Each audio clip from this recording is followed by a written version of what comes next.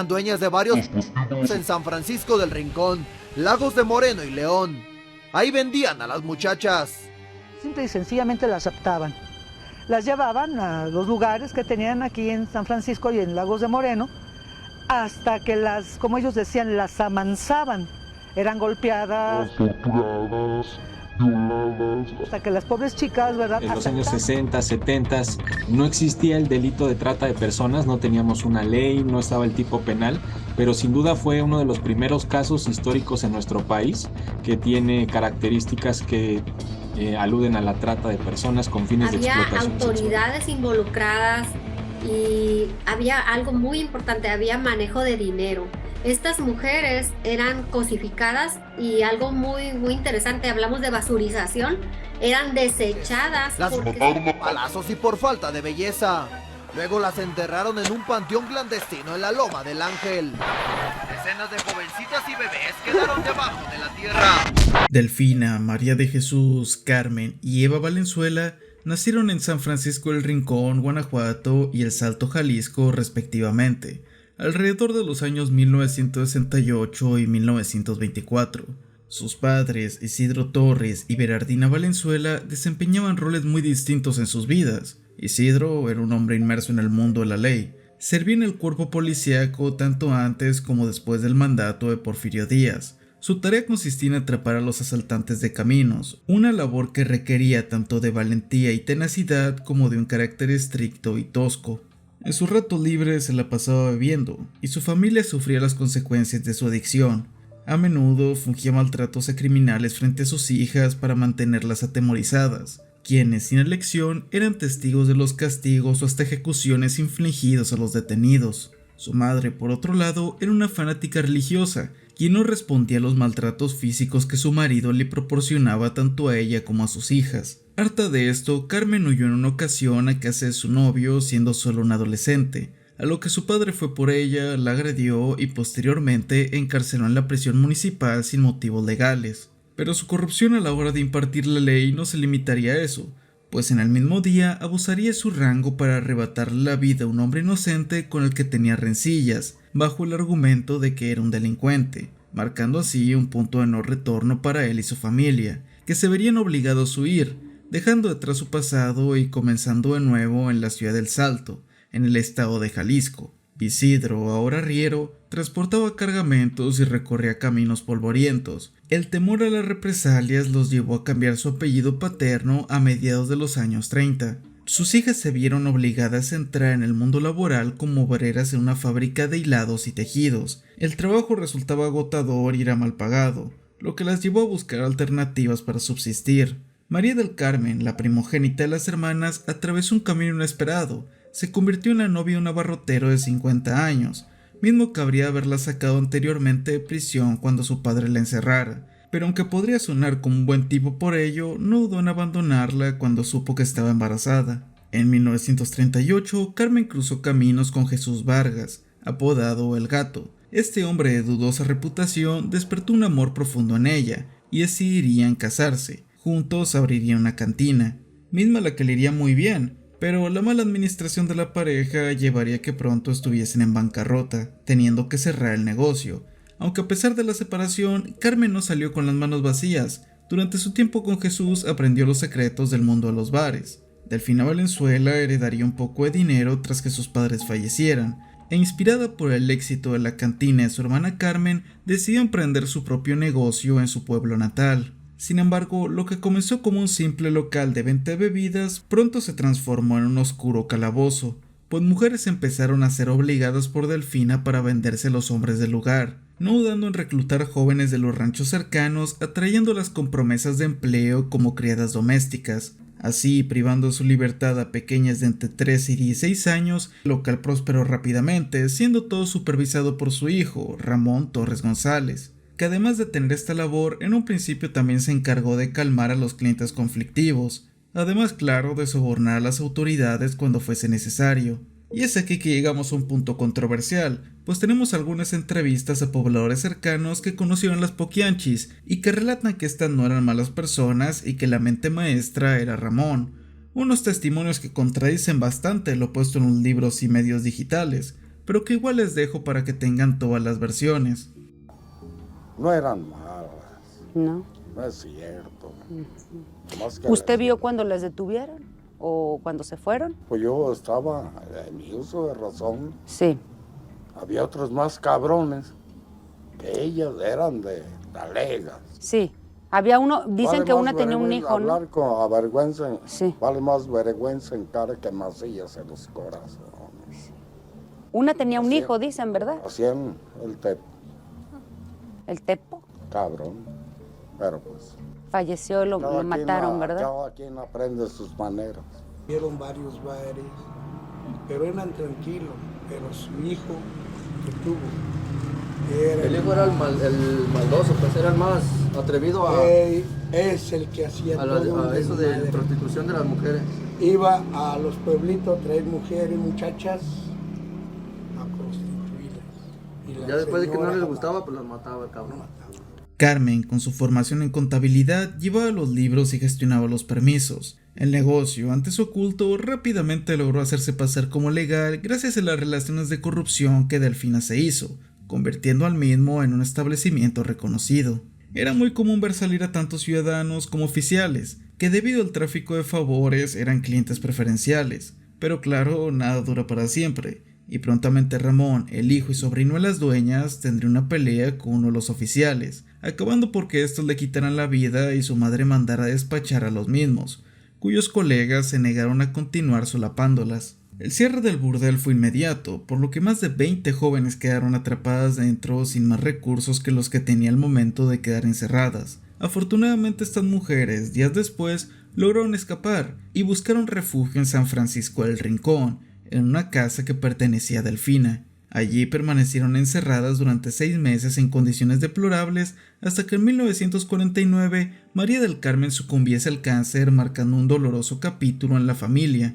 Delfina, decidida a no parar, inauguró la nueva cantina en Lagos de Moreno, Jalisco, llamada Guadalajara de Noche. A simple vista pareció un motel, pero su verdadera función iba más allá. Ahí alquilaban habitaciones para encuentros íntimos, aprovechando la afluencia de visitantes durante la feria del pueblo.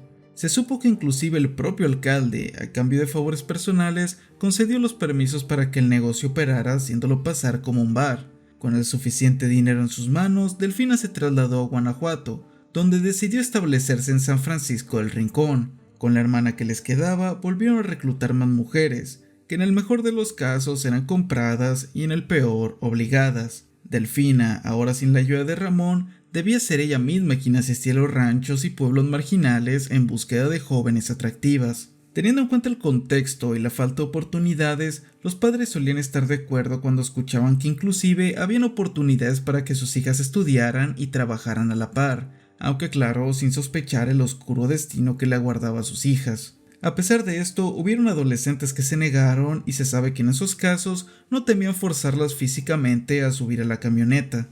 Delfina, implacable y fría, examinaba meticulosamente a las jóvenes que llegaban. Sin piedad las sometía a abusos inimaginables. La alimentación era tan escasa que se basaba únicamente en tortillas y legumbres como frijoles. Adicionado a ello, el estilo de vida no era mejor. Las bañaban exclusivamente con agua helada y les proveían cortos vestidos. También utilizaban técnicas bastante conocidas de esta clase de negocios, cobrándoles precios exorbitantes por cosas básicas como jabón, ropa y maquillaje para endeudarlas y obligarlas a continuar vendiéndose. Adicionado a ello, las hermanas también patentaron su tráfico de favores, elevando la apuesta volviéndose amantes de los altos funcionarios para adquirir favores como por ejemplo sacarles tarjetas que avalaban falsamente que las chicas estaban sanas, creándoles una idea de seguridad a los clientes. Las jóvenes se encontraban atrapadas en una telaraña de servidumbre, eran marionetas en manos de la dueña del abismo, los castigos eran brutales y el encierro perpetuo. En una visita fortuita, María de Jesús se encontró con Laura, una antigua esclava que, tras pagar su entre comillas deuda y huir, había logrado establecer su propio burdel en León siguiendo los pasos de sus maestras y exdueñas. El tema con Laura es que no solo imitó, sino que mejoró el proceso de las hermanas González. Laura no tenía un sucio local donde borrachos campesinos iban a aprovecharse de mujeres por montones. Era un lugar con incluso aires de elegancia, despertando la ambición y envidia de sus maestras, que rápidamente se dispusieron a comprárselo y repetir su proceso de acostarse con las autoridades del lugar para así adquirir los permisos necesarios para el local. Así surgió este nuevo burdel que no tardaría mucho en dejar de ser rentable por la naturaleza tan elegante de la misma. Cuando todo parecía perdido, a María de Jesús se le presentó una oportunidad cuando un oculista le ofreció una casa en venta. Sin vacilar, compró la propiedad y trasladó su negocio a una posición más ventajosa. Las nuevas instalaciones rápidamente cosecharían éxito.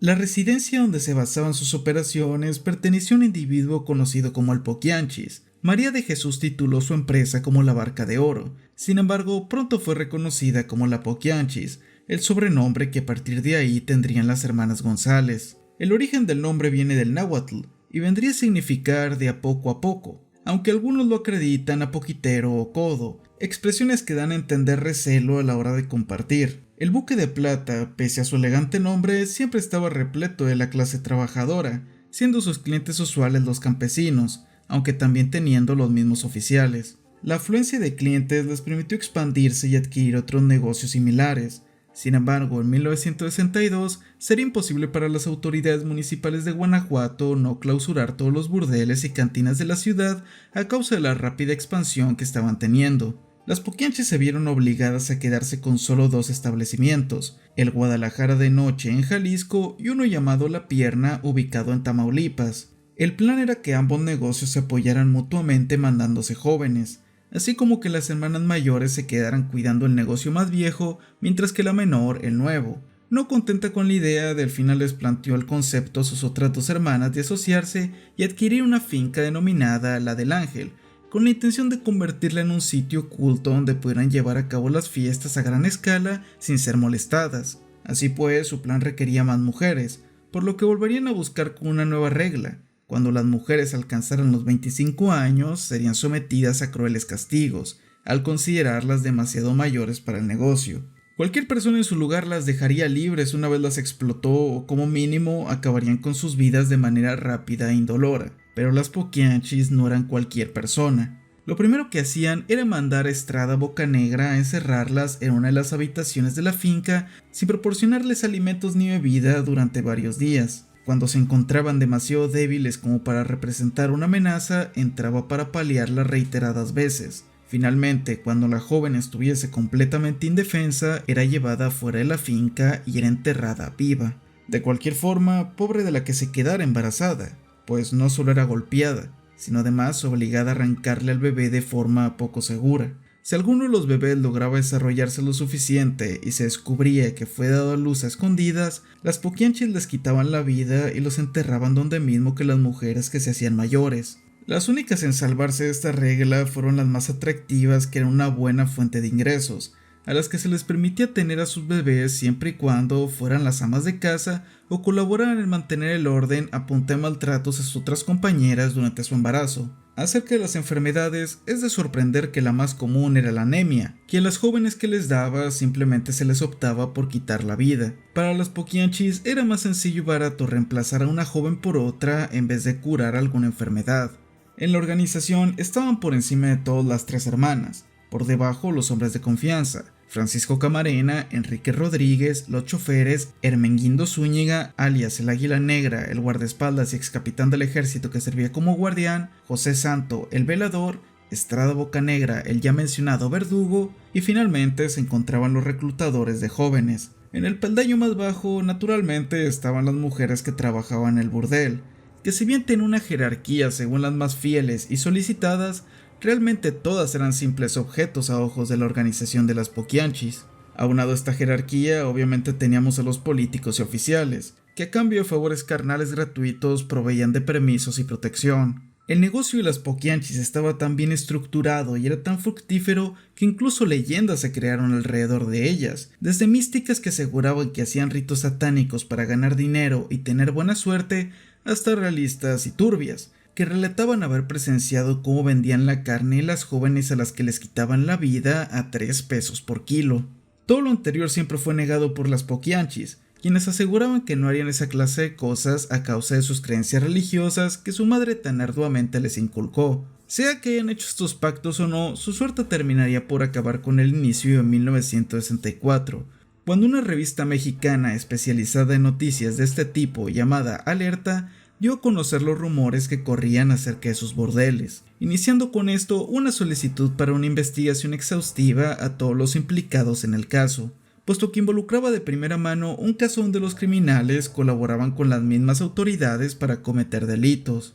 A la par, en este mismo mes, Catalina Cortés, una de las jóvenes esclavizadas, lograría huir a través de un agujero en la pared y junto a su familia denunciarían a las Poquianchis. En severo estado de desnutrición y con ojeras, el destino de esta joven pudo ser fatídico, pero por obra divina, justo los oficiales que le tocó atenderla resultaron por no estar complotados con las Poquianchis, dando aviso de captura.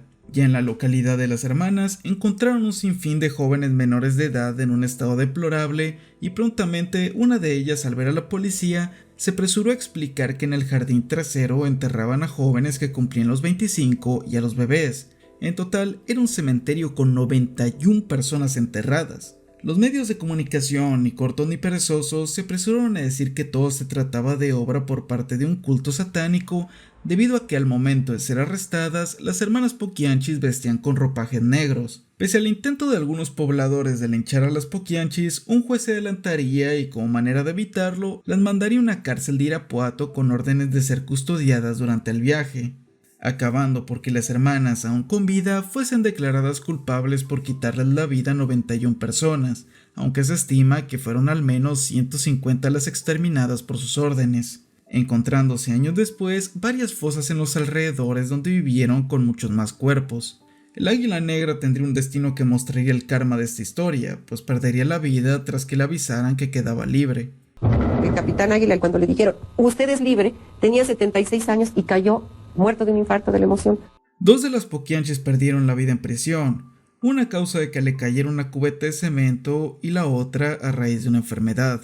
Estando en la cárcel, se desesperaba porque decía, es que todo lo que dicen de mí es falso, y se volvió histérica y gritaba desde su celda. Entonces había goteras y había unos albañiles encima de su celda arreglando con un balde de cemento. Entonces asomaron a ver qué vieja estaba gritando y sin querer se les cae todito el balde de cemento en la cabeza de Delfina.